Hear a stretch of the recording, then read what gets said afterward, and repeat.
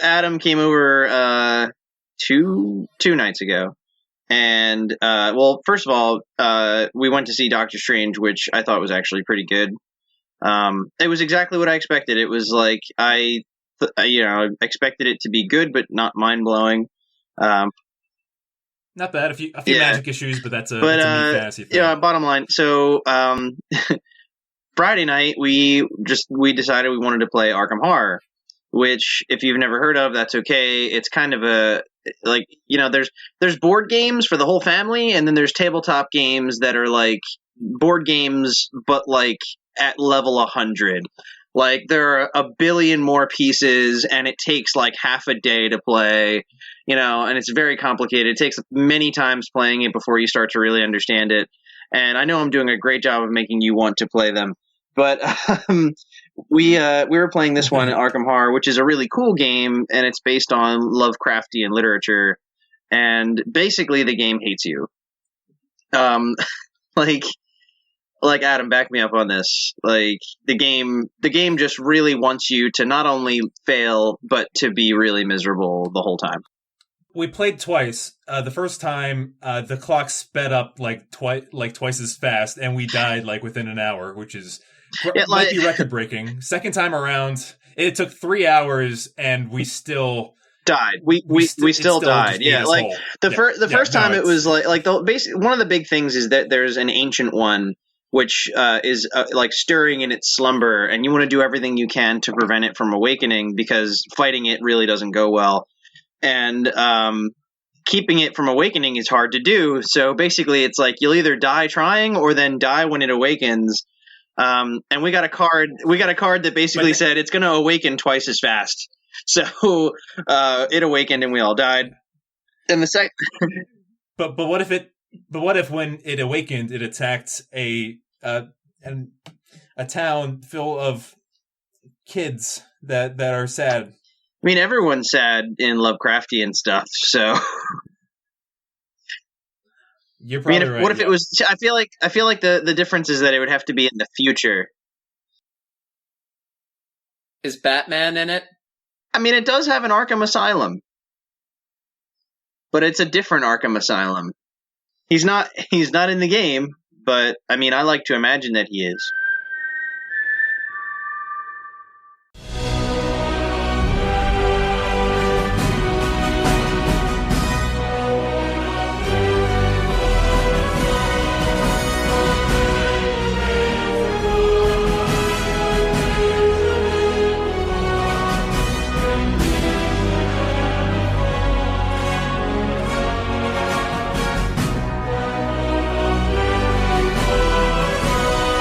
Welcome to GenreBots, the group writing machine.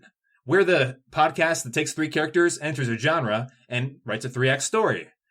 This is Adam who's talking to you in this house, in this place, at this And desk. I'm Vic, who also can make word things with my mouth head. I'm Andrew. I have words. I have the best words. And we're doing something very special for these 3 episodes. It's called GenreBorg. It's when we transform 2 genres into one. It's it from our previous cat library of genres that we. You will be assimilated. Resistance is futile.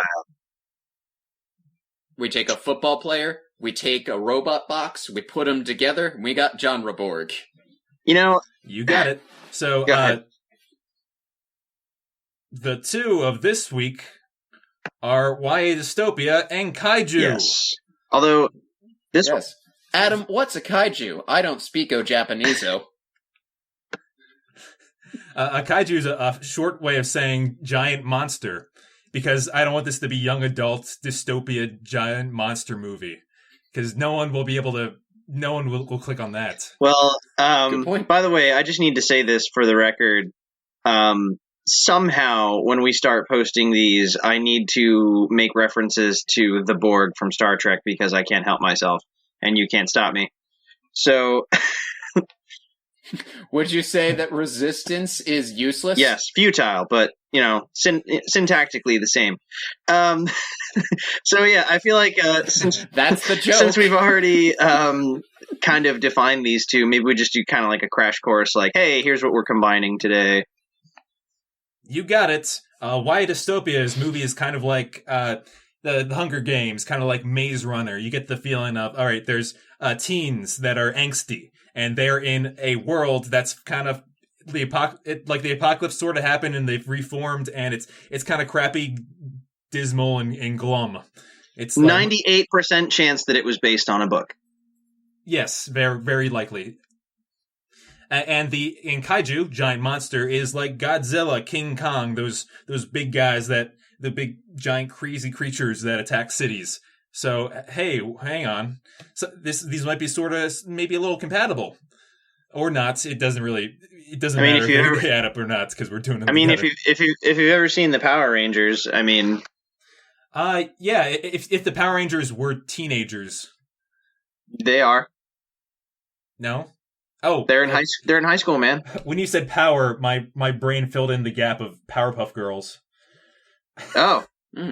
That says more about Adam than it does about us. Yeah. I would say that's close, but I wouldn't call that YA dystopia. No, and they fight that stuff that's not just. No, Power Rangers would count if it was a little grimmer, a little darker. If the apocalypse happened. Probably like the new like Power Rangers reboot movie, which I'm sure will be great. Both of those are YA superhero, if anything. Well, there's something. So yes. Honestly, anything. Power Rangers is like it's funny when you like we love Pacific Rim so much, but no one really gives it credit for basically like just being Power Rangers, but 100 times cooler. It also pulls influence from every other anime that's ever been made. It's wonderful. Go see Pacific Rim. If our kaiju movie pitch of that was not up your alley. Anyway, yeah. Is there some kind of time with characters in it? Yes, character time. The time of the show when we introduce our characters to each other. None of us have heard these other characters that the other people have had before, so it's all new. You get to hear our live reactions. Isn't that great? As long as no one else has a character named Wordna, because that's my character's name. Right, it wouldn't be fair. Erase. Wait, didn't we dare Andrew to have a mantis for every episode this entire season? Yeah, but hopefully that was a half joke. Like it was. We got all the laughs out of it that we could have possibly gotten. I do hope that he doesn't do it, but I will say that. In theory, that would be a perfect circle of funny. It would be funny, and then really not funny, and then at the end might get funny again. Andrew, who's your character? My character... He's got to be first. Okay. My character is named Tenodera sinensis. Let me just post that in the Skype chat so you guys can spell that. I want to know how close I got. Yeah, me too. All right. And wait, spelling is hard. All right. Oh, here we go. Tenodera sinensis is a young adolescent female. So close. She lives in a post-apocalyptic wasteland with her single mom. Her dad died before she was born, actually, and it's hard growing up in a teenage wasteland of this sort. There's all these radioactive monsters running around, and just little... Well, no, that's world building. I should take that out. But I don't want to say there's just little pockets of civilization, because there might not be. That's my mistake. Okay. But yeah. Right. Basically, single mom. She has a single mom. And a couple of sisters. A couple thousand, because she's a 200-foot tall mantis. Get hype! Wait, no. Yes. She is a angsty teenage kaiju.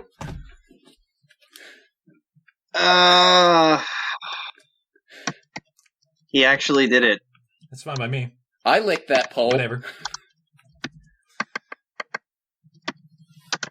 You see, it's like I even put it together. I was like, wait, her dad died.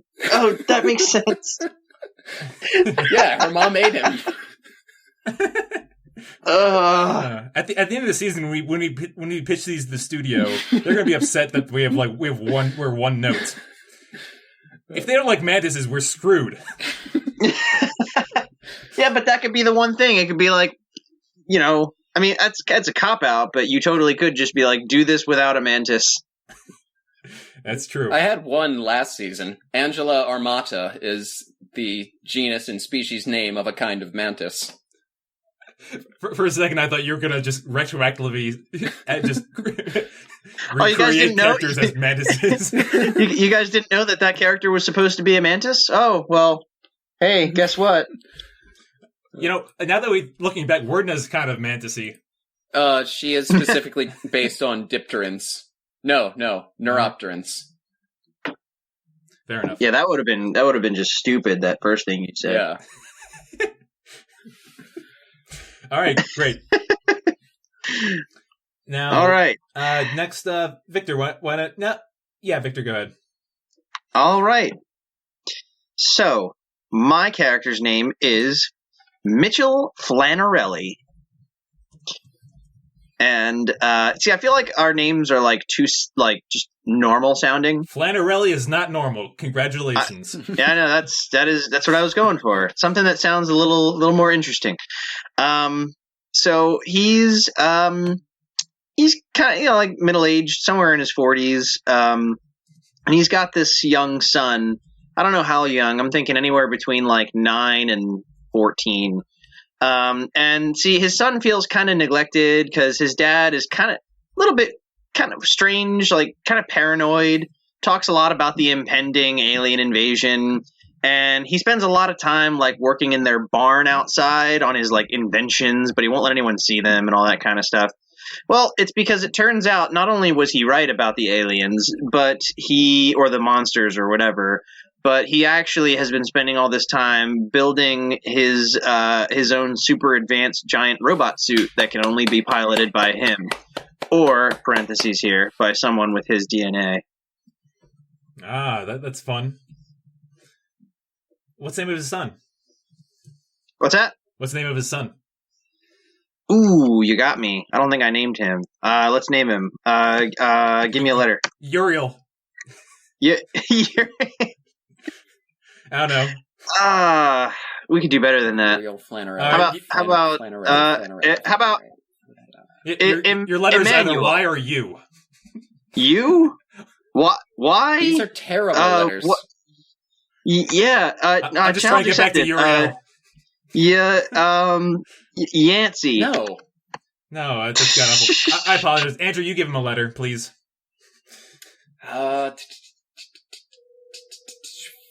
It's just a letter. Not a sound. Flanagan Flanarelli. All right. Francis. His name's Francis. Perfect. Lovely. Ship it. Francis Flanarelli. Awesome. Well, there you go. And finally, my character. I created another 18-year-old girl. How many is that? Someone's got a type. It's too many. It'd be weird too if she was also of Asian descent, because for some reason I realized that I did even though I have a lot of female characters, a lot of them are Asian, and a lot of those Asian female characters are young.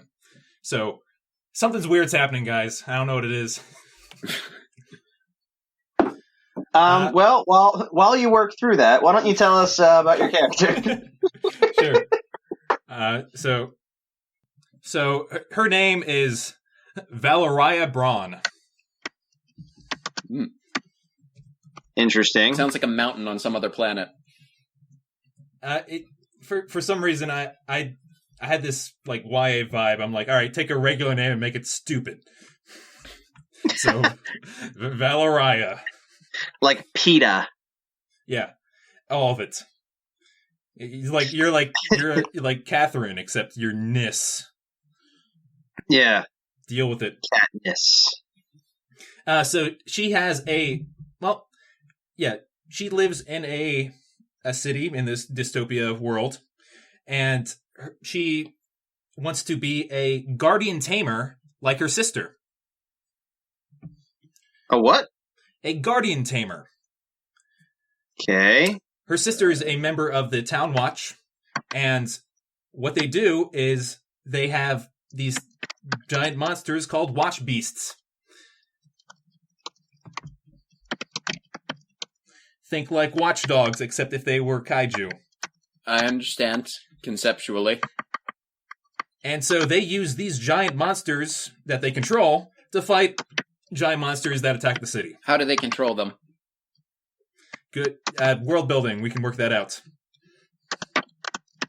It could be a magic song they sing. It could be a gem that they respond to. It could be a neurokinetic interface. Yeah. But these are all, it's all about how, it's kind of a respected position in the town. And her sister, whose name is also something similar, Court Nina. I'm not even going to react. I'm just going to let that wash over me. Court Nina. Yep, Court Nina Braun. So she's like, hey, my big sister, she's one of these tamers, and I want to be that when I grow up too. And those are our 3 characters, so join us, will you, for story time. Story time. The most magical time of the story. Where the 3 characters come together and the story ensues. So, we don't have any redundancies, so that's good. No, we're spread across the board. How about this though? I'm already having a thought. Valeria lives in a community that is already kind of neck deep in the world of kaiju and dystopia. Yep. And I imagined Mitchell and Francis being in a world where that hasn't really happened yet. The problem with So let's world build that. Is it something that's spreading across the world, or is it like a time thing, or is it like a different planet thing? Like, what's going on? We didn't say any of these people were on Earth, but I think dystopia implies that the apocalypse has already happened. But no, you're right. You're right. It doesn't. Oh my god. Yeah, this could be just all things that I used to know have gone out the window. This could be a foreign planet, for all we know. But I think the general norm of the area should be I kind of like their setup of, oh hey, we have a community, this kind of city type place, and monsters attack us. So we made monsters of our own, except we didn't make them, we just control them. Yeah, I mean that sort of works. Instead of building robots like in Pacific Rim, they're like, hey, let's get some baby kaiju and raise them to fight for us. Oh, yeah. Or something. Yeah, that's kind of the idea I had. But there could be a third party, as in the Flanarellis, who have made robots to join, because maybe they don't trust kaiju. Maybe they think they'll turn on you. Yeah, I mean... maybe, connections between different parts of the same country, like East Coast and West Coast United States, have been severed, and there's just kind of a monster zone in the middle that they can't really get over because there's no power. That's actually close. That's actually close to what I was just thinking. I'm thinking, what if instead of him being paranoid about it happening, at all, maybe they know it's happened, but everyone in their part of the world figures, well, that's never going to make it over here. That's contained. That's all the way over there. We're safe here. It's all by the coasts or what have you. Yeah, and he's paranoid because he thinks that inevitably it will come to their home. So he's gearing up. Maybe we could say different continents. Yeah, perhaps. Yeah, that could work.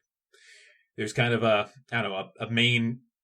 There's a situation that a civilization that where kind of the focus of mankind's powers on each continent has kind of coalesced, and there's their guarded cities. The rest of it, it's a wasteland, like you said. So there's a few pockets of civilization, like the Flanarellis are probably part of a little part in the middle that are safe, but not super safe. They're only safe in theory. They have a big wall of sticks or something. Right, yeah. Opposed to like a wall of like, steel.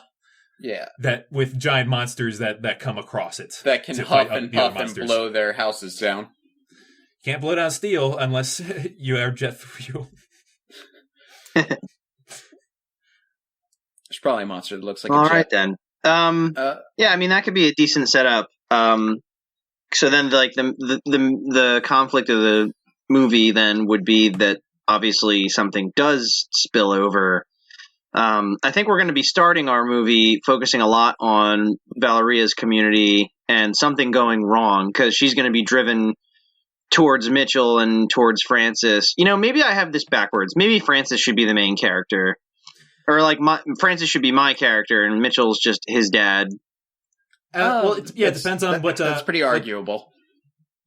It depends on what situation you want to have. Do you want to have the farm boy goes to the big city, or do you want to have the big city girl has to go to the farms? Which are the... I'm pretty sure those are the two, like the two main story arcs that I learned in my creative writing class. Or my teacher had an example of, she's like, some people believe this, that, okay, there's two types of stories. Someone leaves home or a stranger comes to town. Well, and those are okay, like the two. Look at it in Campbellian terms. I think the ordinary world should be the farm because there's no kaiju there, and the extraordinary world should be the city because there is kaiju there, and that's more unlike the audience's real life world. Interesting. Victor? I was going to say I have it set up intentionally so that like something happens to his father and he has to take up his work. So like that lends itself well to something happening and going to the countryside, the farms. Maybe his work is like missing a few key components and he needs some kind of funding or something. So something to drive him towards the main civilization. That he's like, yeah. Oh, I have an idea.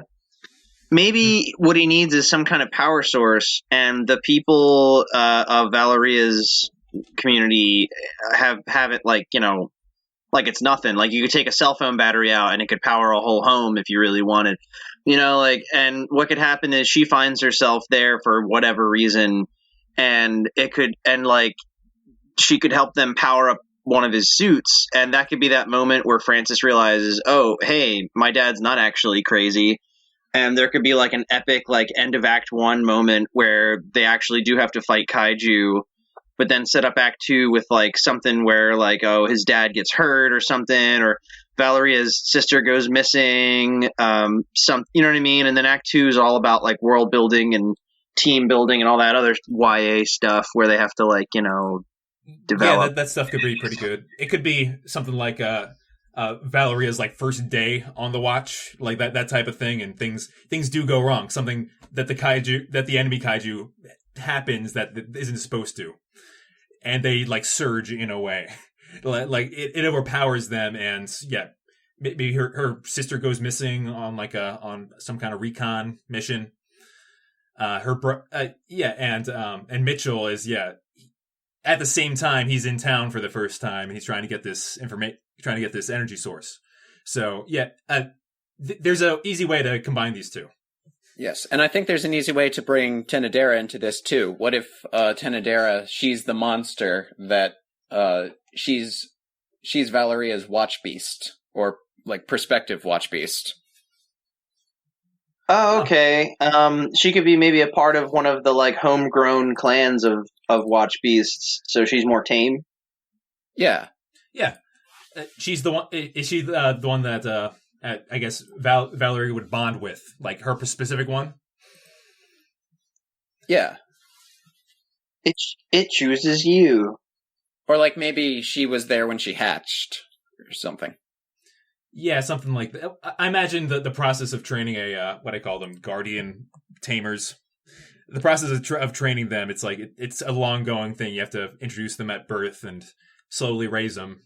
And yeah, they're finally ready for the force. But it turns out that, oh no, this was actually the wrong day to start your job, rookie. It's serious now. Yeah, okay. So just got real.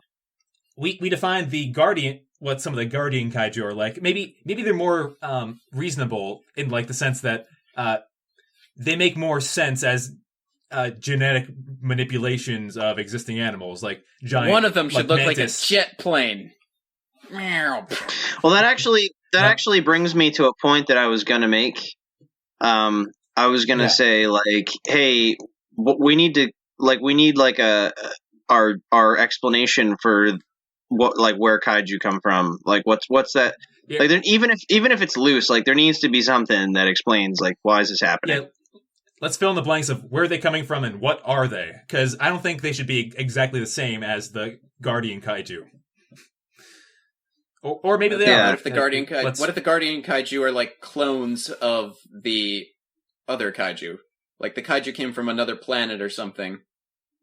And so we took their DNA or XNA or whatever kind of genetic code they have and just kind of manipulated it and created a domesticated version. Yeah, it makes sense. And maybe there's only a few that we've captured and manipulated. So therefore, we only have like a few like mantis type ones and a few like what I'm saying is that I want the kaiju that attack to be different than the ones that are defending. Yeah. So like maybe like there we could have be like an kind octopus one or like a dragon one.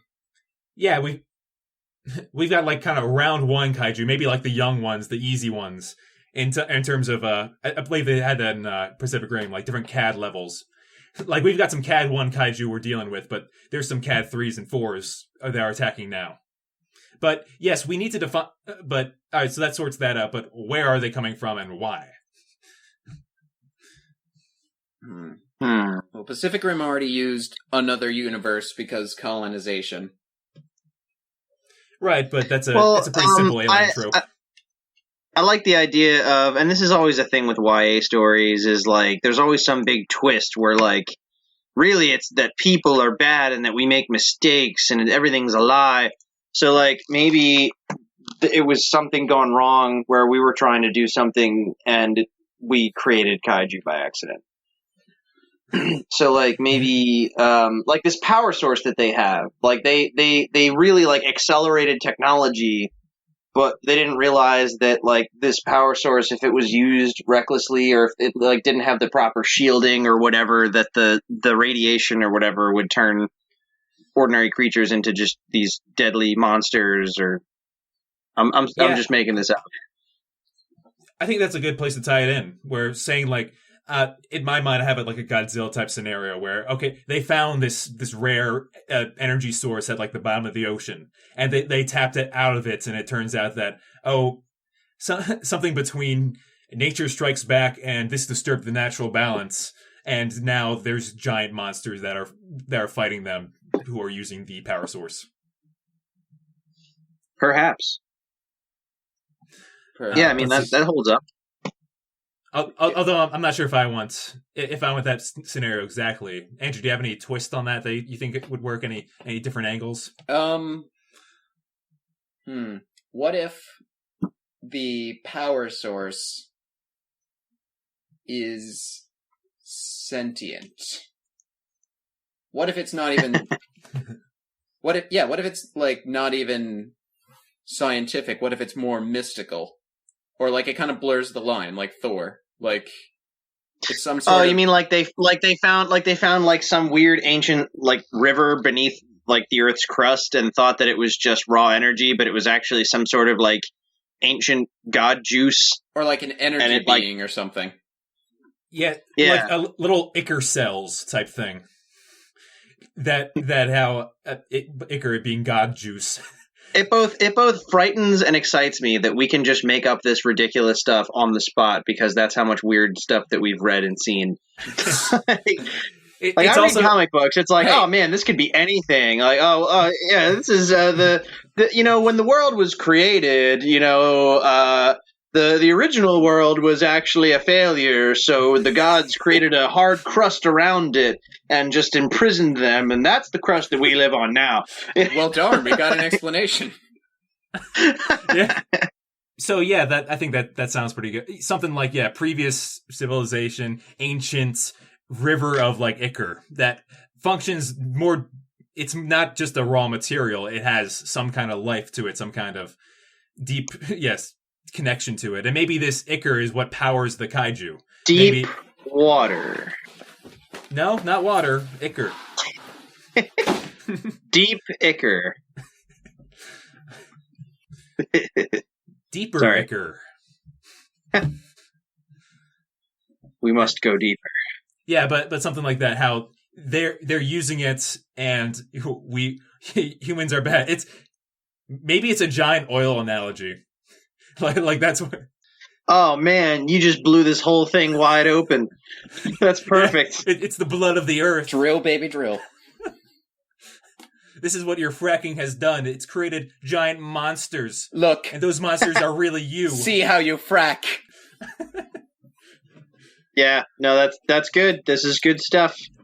All right, well, there's our twist at the end. Let's zoom in here a bit on Valeria and Mitchell independently and see, well, how's their story gonna progress in each of these?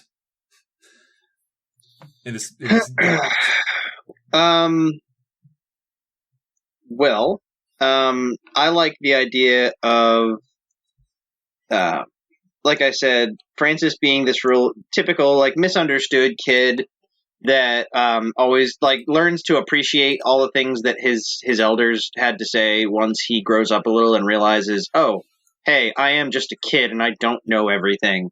Because, frankly, I feel like that's the stories that kids should be seeing and hearing, is like, hey, like, that person that that you think isn't cool because they're older, and it's like, they might know a couple things you don't, like that's a pretty jaded perspective. I think you're I think you're projecting right now.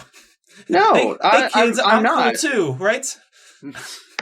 No, I'm saying that's a good character arc for a young adult, is to, because that's the thing, he thought his dad was just some crazy conspiracy theorist, and that he was irrational and, he's wasting his time out there. And it turned out he was totally right, and that now like, his dad's hurt or whatever. He needs to do it, and take on that responsibility. So that's a good character arc for him to learn that, like, oh, hey, I'm just a kid. Maybe I didn't know as much as I thought I did. Yeah. All joking aside, I totally agree. Yeah, that's a good arc for him.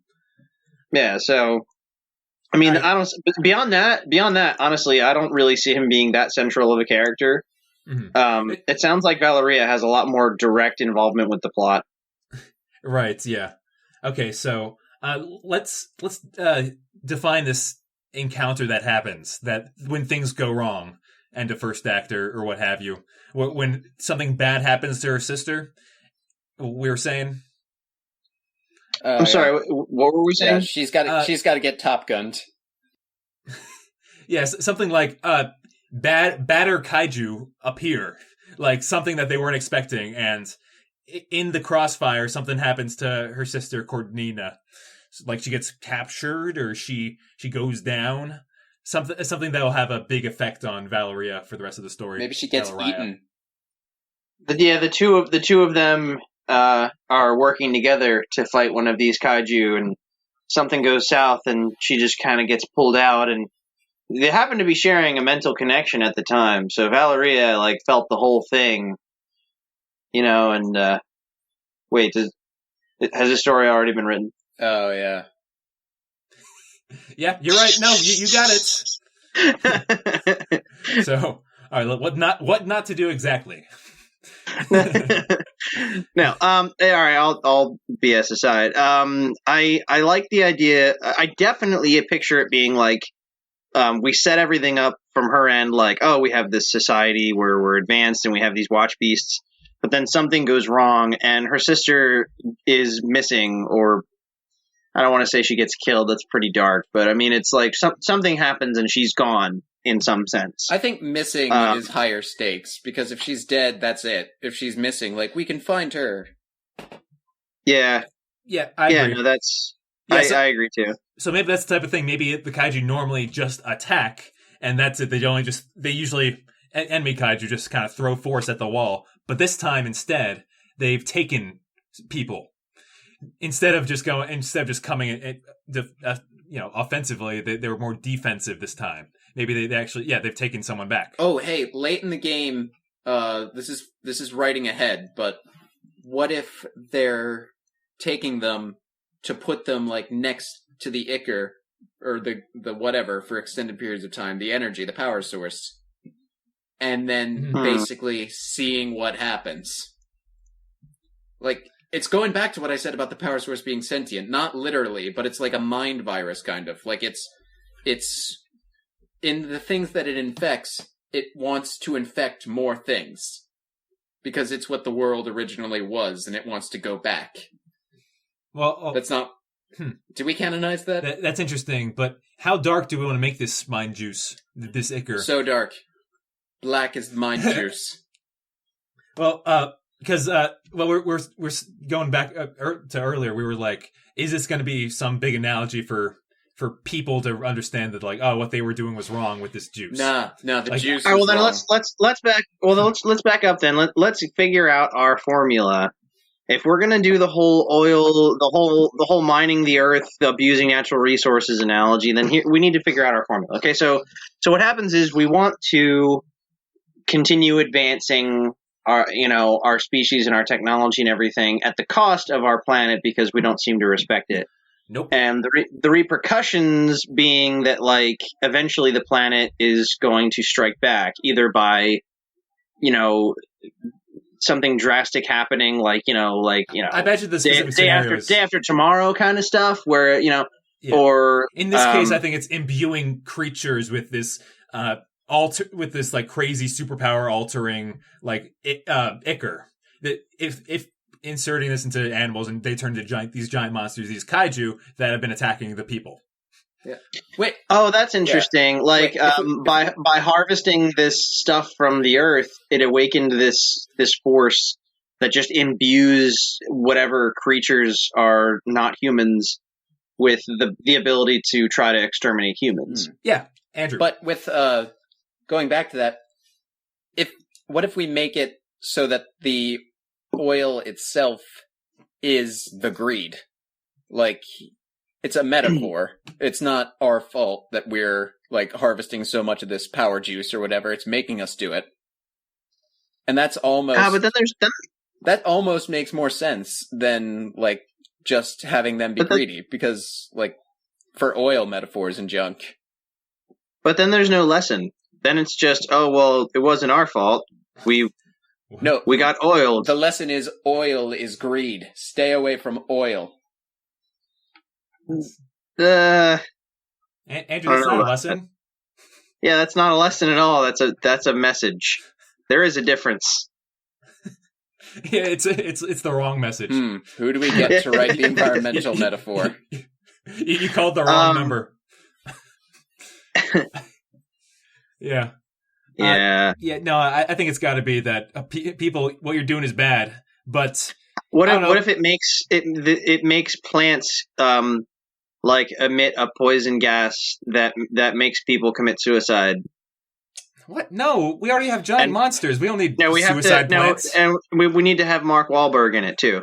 And there should be aliens that are afraid of water.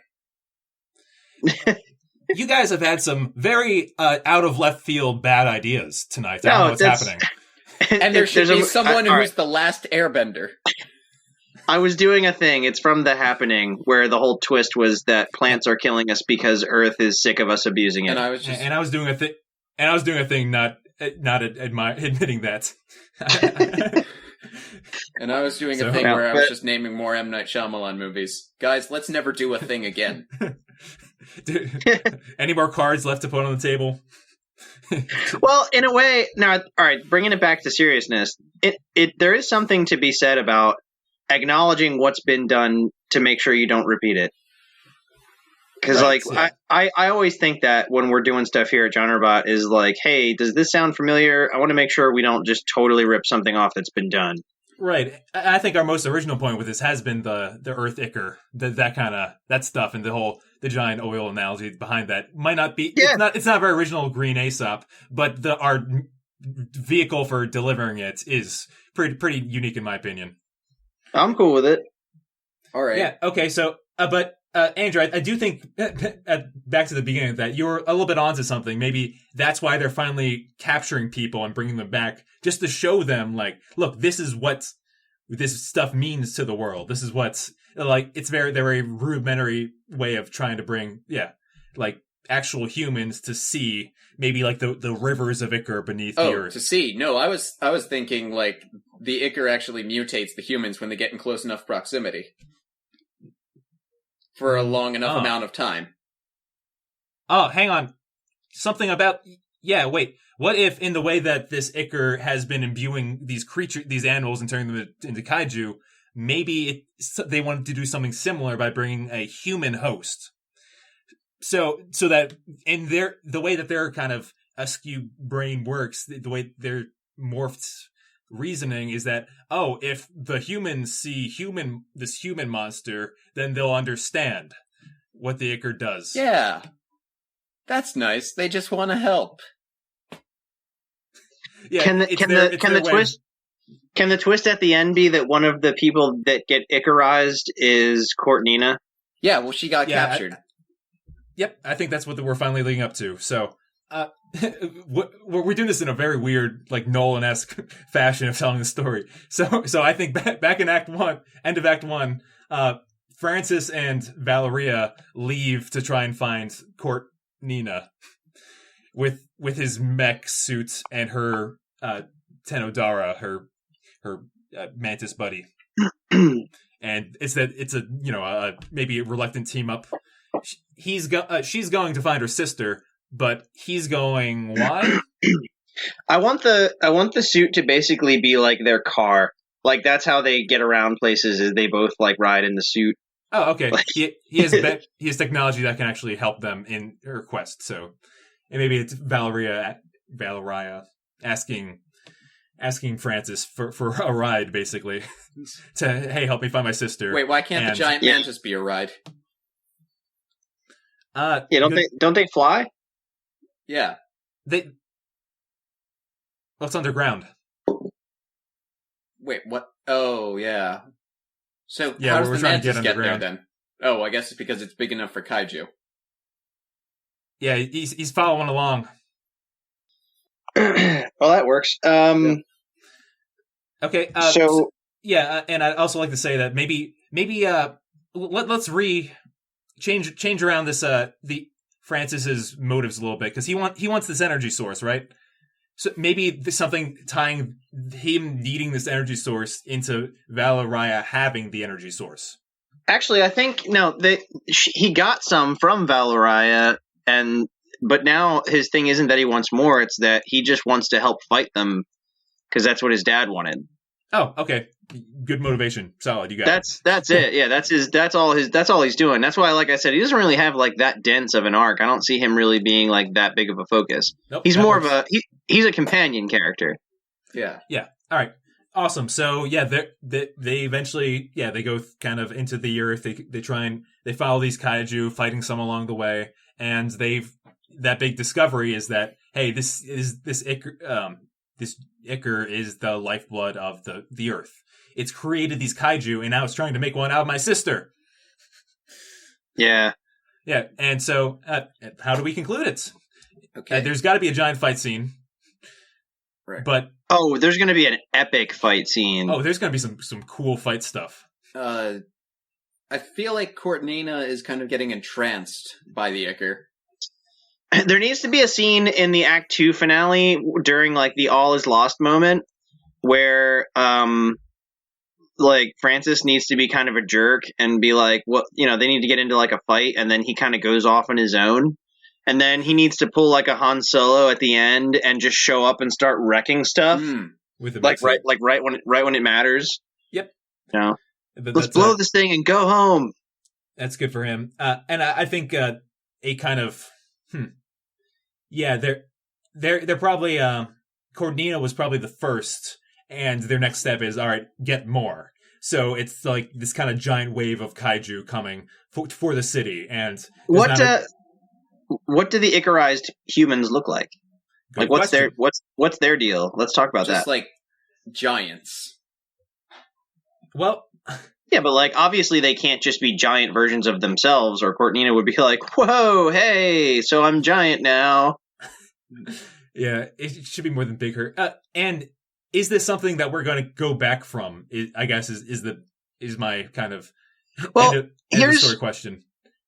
In order to do this, I know this isn't as fun, but like I feel like just in my opinion here, it's like okay, the whole Icar thing, it needs to be fleshed out more. Okay, it doesn't like being disturbed and it doesn't like being exploited as a power source, so it imbues creatures with this power in order to try to attack us.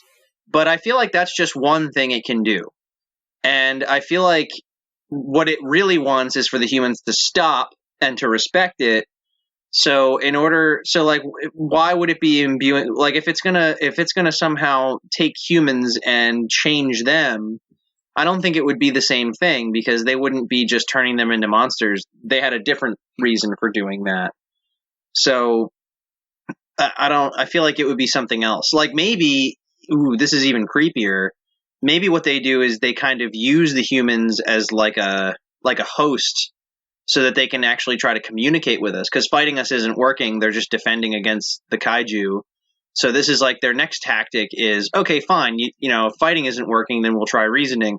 So these people come back and maybe they look all weird, whatever, but like they're actually like channeling whatever sentient being is down there. Yeah, like a kaiju iguana would have like bigger spikes or whatever, or like a kaiju rhinoceros would be like have a bigger horn and be like really big. So maybe like a kaijuized human, maybe they'd just be like a little bit bigger, not like abnormally large, and just like more humanish. So they'd look like, I'd say they'd almost look like those aliens at the end of AI. What I imagine is that, like, since our thing is we have a more evolved mind, maybe they actually look like the stereotypical aliens with just like these really like bloated heads, and like elongated limbs, so they're like tall and thin, so they would look pretty creepy. Yeah, that's dope. But the thing is though, since the Icar is actually just like sentient energy, like they actually do still have formidable abilities. Like maybe they actually can form like an energy field around them as a defense. So like that could be a big twist at the end where they're like, oh my god, look, it's the people that went missing, but like they formed like a defense where it's like, hey, we're gonna talk and you're gonna listen whether you like it or not. And that could be like a real tense ending because it's like, what do? We can't attack them. We want to save them. It could also be something where it's like the Icar is actually running through their bodies instead of blood. So the pinkish kind of hue that their skin might have is instead like glowing, basically. Yeah. I picture it being almost like a whitish, bluish glow. Like I picture, I don't know why, I don't know, but like I guess it could be any color really. But it's gold in my mind. But what works for you? But actually, it doesn't matter. Yeah. Now that we mentioned that they're communicating with them, I think the scenario is swapped. Actually, maybe it's now the Watch Beasts and all like the Guardians are coming to smoke them out of the ground. That's interesting. They follow the kaiju back, and now instead of them being attacking the wall, it's the people in their home trying to bring it down. Oh, I think I just thought of it. Yep. Chekhov's Watch Beasts. What's going to happen is we're going to establish that they have them, and then at the end, the secret is going to be that somehow they can sacrifice the Watch Beasts and use them to kind of like suck the Icar out of the human beings. Because they're imbued with the same power, but they're working for the humans. So maybe there's some way that they can like siphon it out of them. I don't know. I thought it'd end up being something more like the people become like they get Icar power-ups of their own. They become intertwined into the Matrix. Like I imagine something where Valoraya now has Icar powers because of something that occurs, and she can communicate like with Tenodara because of Icar connection. What if honestly, I don't like the idea of Valoraya getting powers, but I do like the idea of those that were taken by the Icar once they save them, it's like semi-permanent. So that it's like, hey, you're yourself again, you control yourself again, and you look like yourself, but like some of it stayed in you. So that could be like a sequel teaser where like all the people that were touched by the Ichor actually have like these dormant energy powers now. Yeah, that works. I like that reversion, but I think we're missing a step between the people on their watch beast are coming down on the place and you're totally right. That's why I'm saying there needs to be a way for there to be like a battle or for there to be like a tense third act climax, but like without killing them. Yeah, there has to be some kind of resolution, of course, and it has to be something that was established. That's why I'm saying like, yeah, you're reaching back for the beasts. Oh, I have an idea. What if they like strap someone into the exosuit thing and it runs off of that power source, so it drains them of the Ichor. They use the technology that Mitchell has invented to pull the Ichor out of them. Well, they can't pilot it because they don't have the DNA, but maybe like I said, remember he shows up at the end, Francis comes in at the end to like save the day, and maybe what he does is he finds a way of rigging it so like one of the arms or something can like grab them and it like sucks the energy into the suit like to fuel it or something like that. Well, hang on. I don't think it's cool, but I don't think we're working towards the moral that we were trying to get to. I don't think we're not. The message is gone.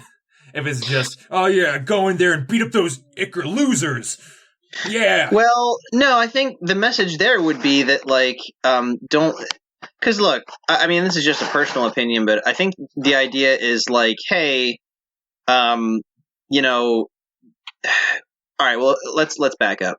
If we want to send a message about the whole natural resource abuse, then the solution is find an alternative, find a way to find, clean energy basically is what we're going for. So what happens is, and I feel like that whole thing with the suit, you could do that, but that can't be how you end it. Because how you end it needs to be, we don't want to tap into this energy anymore because we're abusing something. I think I got it. Okay. They're capable of cloning and recreating these watch beasts. So therefore there has to be something with that and them being able to recreate the Ichor that flows through their bodies. Okay. If we talk about it like a kind of cell replication, the blood of the earth and how they're capable of, in realizing that, oh, kaiju run on Ichor, then they say, these kaiju that we create, we can use that cell, you can replicate those cells and thus create our own Ichor. Yeah, we can. As a byproduct. You can use stem cell technology to just make that pretty much. That type of stuff, yeah. Right, so you're right, because that kind of goes with the, hey, instead of burning oil, we can just harness, wind and water energy because that produces the same thing. So you're saying it's like, oh, hey, we can actually produce more things that create this instead of just harvesting it from the planet. It's saying so that is consistent. Let's use ethanol instead. Right, but what I'm saying is that's how we end it, and I agree that's how we should end it. But in order to get there, there needs to be something that makes sense as far as like how do we fight them and end this? Yeah, right. Definitely big fight scene where the Guardian Kaiju are fighting the real ones. Francis comes back in his Han Solo moment to in some way, shape, or form, and we need the Ichor people to get powered down somehow. So, what's our last piece of the puzzle? Well, like I said, I like the idea of them having to use their own technology as a way. Well, because they built a whole world that's all about sucking the power out of the Ichor. So that's going to have to be the. Andrew, do you have something? No, I forgot. Go ahead, Victor. I mean, that's essentially it. Like I said, all their stuff runs on the power of that stuff. So if they want to harvest it out of these people and save them, they might have to do that. And I agree with you that like if that's where you ended it, then there's no message. But we already talked about how we can end it in such a way that they're like Francis is going to be like, yeah, my dad had the right idea, but like I don't want to have to use this kind of power source. And like I said, this is all about like both kinds of genres that we're dealing with here are all about ominously setting up sequels. So like the Icar people can have like these dormant abilities, and the suit, he could like, pack the suit away, but like as this new form of energy develops, maybe someday they can use it to power it again. Maybe the military says, hey, it's an interesting thing you got there. Maybe we should look into it. Maybe they start building more, maybe instead of maybe this cloning process that we had of the Guardians, that's not good if we're not supposed to use Icar anymore. So hey, maybe something else about your alternative of robots. Robots might be the answer. Maybe you can fight giant monsters with robots. I mean, I would argue that robots are always the answer, but now here's my concern: why exactly do we need the Icar people to be cured? I mean, I guess they don't really have to be cured. Like I said, I don't really see it as them being cured. It's that they're being influenced because, like Adam said, their blood got replaced by this stuff. Mm. So if they find a way of burning all that stuff up, by using it, by expending it, then they can somewhat become themselves again. But I like the idea of them being kind of permanently affected. Like they're never really going to be totally themselves again. Yeah. And then that could be a really neat plot for the sequel. Think of it like they're instead of being Icar people in like 100% form, they're down to like 50% form when they're like away. Like there's something that kind of, instead of being, because I think our end goal is that we want Valeria to save Cornina. We want her to save her sister. So she shouldn't be like a kind of a prisoner emissary at the will of the Icar. She should be able to get out and get home. So a way of doing that without her losing her full connection. Now she's part of the Icar, but not the only part, if that makes sense. All right, let's title. Question mark. Let's title. I'm good. And Victor, you good? We got stuff going on. Let's rock it. 5-minute limits begins now. Lifeblood. Oh. Lifeblood was pretty solid. Although I would like to throw out that this, remember guys, this is YA Dystopia. We can have the crappiest title possible, and I recommend it. We could have Icar of the something or another, right?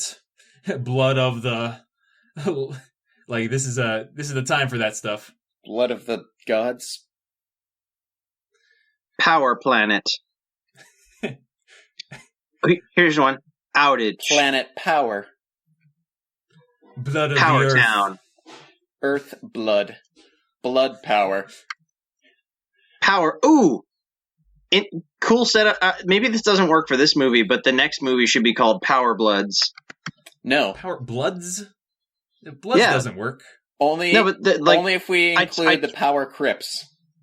Okay, did you just hear what I said? I said it doesn't work for this movie, but for the next movie, are there going to be multiple Bloods? Yeah. Are we going to find out that there's the green fluid? There was more than one person that got it, like taken by the stuff. Victor wants to make the Flash. Well, we were calling them like Icar people, even though that's not like a good dumb name. I think Bloods is a dumb name. They're not vampire men. I said Power Bloods. Power Bloods. It's still. I don't get it. You guys. What do you mean you don't get it? You guys can fight later. Their blood was. We got to title this Their puppy. blood was no. Hold on. Their blood was replaced with liquid power. Yeah, but it makes that they're Power Bloods. Power Bloods is actually a pretty interesting name for those people. I don't see why you're making fun of it. Because power is Power's an outcome. Up. Power's what happens. Shut up. Let's name the movie. Yeah. Okay. Fine. But don't ask me a hypothetical and then say shut up. All right, Victor. Why don't you think of a title here? Let me see. And do you have a cool way of including Icar in it? Who knows? What were we calling them? Icar City.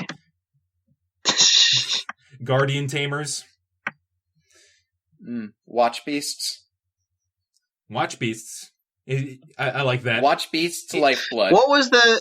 Well, you said that they were called Guardians or something. Yeah, they're called like a Guardian Tamer is the person that controls them, and they themselves are Watch Beasts. Very YA. Yeah. Thank you.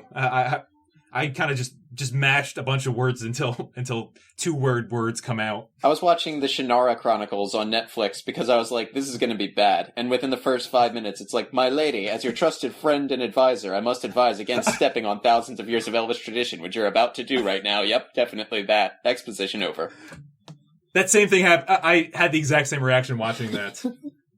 I'm like, and my reaction too was also, this is bad, but I can do this, right? And I made it 5 episodes, and I can't do it. It's Maybe this is a better tagline or like subtitle than title, but City of Monsters. Ooh, that is a good subtitle. Or like main title if we have a subtitle. What about? Yeah, because it's, if you think about it, it's like, well, yeah, monsters are in the city, but like we were the monsters all along. We could call it Watch Beasts, City of Monsters. Watch Beasts implies that the beasts are the main characters. They're more of just like kind of an essential No, it doesn't. environmental part of the plot. No, it doesn't. The Hunger Games aren't the central characters. That would be like the tributes. The Hunger Games are the main part of the plot, though. Yeah, Watch and the Beasts Watch Beasts are the main part of the plot. Well, that would be like naming a cowboy movie Horses. Fantastic Beasts and Where to Find Them? I mean, that's just... Yeah, Dragon, but that's... Dragon okay, well, Rider? then it would be Watch Beasts and the Guardian Tamers. Nah, you can't put Guardian Tamers in the title, because that's a little too... dumb. I'm saying it's good for the content because it fits genre, but it's not good for title. We could either do Watch Beast or Guardian Tamers as like the main title, and then our subtitle City of Monsters. Keep in mind, our last YA dystopia movie was Harvester Shadowlands. Maybe like Power Guardians, City of Monsters. I want this to sound less like a 90s live-action children's TV show. Yeah, the problem I have with Power is that we were really, I don't know, I think Blood, Ichard, that type of, that feel is more of the life essence, that type of stuff, more than energy, which is very, but it's possible. I'd sooner go with energy. But I just realized we're branching into where our superhero movie got caught up in the names. Because we just went off, we did like synonyms for energy like for 10 minutes. Yeah. I mean, we could just call it like something more simple, like Beasts and Guardians or something. Like it doesn't really have to be that original of a name. That's not that terrible for something you just spitballed. Yeah. But although I want Guardians, Beasts, but then if we have a subtitle City of Monsters, that's kind of Guardians, Beasts, and Blood. Well, No, Beasts and Guardians, City of Monsters. Yeah, I guess Monsters and Beasts are redundant. Maybe Young Guardians. I was calling them Guardian Tamers earlier. We could do the Harvester route and just call it Tamer. Monsters and Guardians. Yeah, but then we can't say City of Monsters. Monster LaGuardia. Monsters and Guardians, City of Blood. Do we need a subtitle? We're not calling anything City of Blood. Aw. That does not fit. Like, come on, man. Ichorlands. That is as bad or worse than Power Bloods. That is slightly better than Power Bloods. It's worse. It's worse than Power Bloods. City of Blood, like okay, let's name a C movie from the 1970s. All right, we're just about out of time here. Like I said, I think so far the best vibe I've gotten is when we said like Beasts and Guardians, but maybe something just a little bit different than that. Like, how about like something like because it's all about these up and coming youngsters that are going to kind of like usher in a new age with like the clean energy thing and all that. So maybe like new Guardians or like young Guardians, Guardians of Earth or Guardians Captain Planet. Guardians and Watch Beasts. Planeteers. To make it more specific. Why not just Guardians? Yeah, that's the Watch Beasts are Guardians, the people are the Guardians, everybody's a Guardian. You're a Guardian, your mom's a Guardian, everyone's a Guardian. Andrew, that's the Owl movie. Oh, darn. Owls are Guardians? You're right. Yeah, it was one of those things where, like, coming up with... I wanted to do some neat nouns for that, but it's all redundant. You get, like, sentries and warders and all the kind of same stuff. How much time do we have left in the 5-minute limit? Like with none. I said we reached our peak, our limit. Oh, great. All right. Well, I guess we're calling it... Guardians and Beasts. Well, remember, guys, we said a while ago that we can take as long as we want and just edit it down. Yeah, but let's actually get... Well, find it. We have to find it in no matter what. I gotta leave at some point for Doctor Strange. We're getting there. We're getting there. I cannot be here all night. There's a lot of stuff that has to do with blood. The robot can only be operated by someone with the same DNA. The Icar replaces people's blood. All that stuff. So, like, maybe something along the lines of... Just grab my Bible. Maybe like I'm flipping back to the point after Noah's flood. Beast and Guardian blood. We could always say, like, maybe if we did call the whole thing City of Monsters and taglined it like Bloodlines or something like that. I know that's a really... Bloodlines is an awesome main title. It's a little cliche. Yeah, but it's YA. Why is it about bloodlines? Because he was saying that it's about Francis. His robot is powered by the blood, that same blood as his father, same DNA. It's about the blood, the lines of blood beneath the earth that are what's giving the energy to everything. Well, I'm flipping through the Bible for answers, so I'm clearly desperate. I like that. Bloodlines. Bloodline City of Monsters is what I'm pitching. I can live with it. All right, Bloodline City of Monsters. Hey! Yeah. Hooray! And if you like that name, or maybe you don't, send us an email, podcast@genrebot@gmail.com. You can find us on our website, tinyurl.com/genrebots. Leave us a review on iTunes. We'd love to hear back from you. And if you're enjoying GenreBorg, let us know if you have any favorite genres on our Facebook page, GenreBots, or tweet us at Twitter at GenreBot Podcast. Interact with us at all, please. Something. And finally, to bring GenreBorg to a close, we have Andrew. All right. For some reason, I like you guys, so I'm gonna throw a softball at you guys. Okay. That sounds fun. High fantasy superhero. Oh, that's tough. Yup. Huh. All right, I'm going to see Doctor Strange. Bye, guys. All right. Bye, everyone. All right, see ya.